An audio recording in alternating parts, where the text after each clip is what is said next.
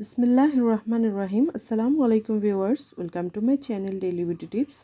বন্ধুরা, যেহেতু রোজার ঈদ সামনে, সুতরাং সবাই আমার কাছে চাচ্ছিলেন একটি ফেয়ারনেস ফেস প্যাক শেয়ার করার জন্য।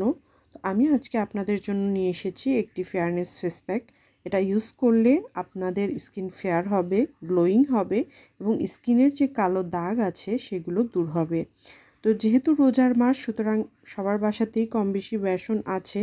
তো ফেস প্যাকের জন্য প্রথমে যেটা নিতে হবে সেটা হচ্ছে বেসন। যাদের স্কিনে বেসন স্যুট করে না, আমার মতো যাদের অ্যালার্জি আছে, তারা নেবেন আটা।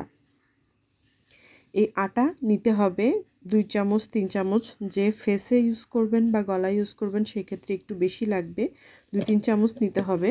তারপরে আমরা যেটা নেব সেটা হচ্ছে ইয়োগার্ট। এটা নিব আমরা 1 চামচ। তারপরে আমরা নিব মধু।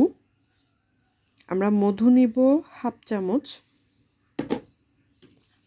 তারপরে আমরা নিব টমেটোর রস।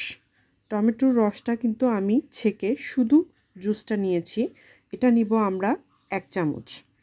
তারপরে আমরা যেটা নিব সেটা হচ্ছে লেবুর রস। তো যাদের লেবুর রস স্কিনে স্যুট করে না, তারা কিন্তু কমলার রস নিতে পারেন। এই সবগুলো একসাথে মিক্স করতে হবে এবং আরেকটা নিতে হবে সেটা হচ্ছে কস্তুরি হলুদের গুঁড়ো।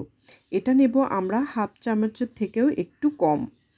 আপনারা চাইলে রান্না করার যে হলুদটা আছে এটাও ব্যবহার করতে পারেন, তবে সেই ক্ষেত্রে খেয়াল রাখতে হবে ওইটা যেন শুধু হলুদ হয়, তার সঙ্গে কোনো ঝাল মশলা কোনো মিক্স না থাকে, সেক্ষেত্রে কিন্তু স্কিন জ্বালা করবে।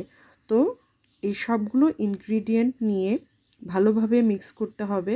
যদি প্রয়োজন হয় তাহলে সামান্য গোলাপ জল মিক্স করতে পারেন কনসিস্টেন্সিটা ঠিক রাখার জন্য। আর যদি প্রয়োজন না হয় সেই ক্ষেত্রে টমেটোর রস একটু বেশি নিলেই হয়ে যাবে।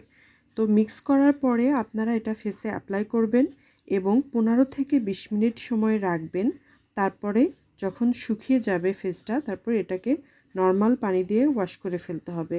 ওয়াশ করে ফেলার পরে ফেস ড্রাই করার পরে আপনারা যেটা করবেন সেটা হচ্ছে সামান্য একটু অ্যালোভেরা জেল নিতে হবে।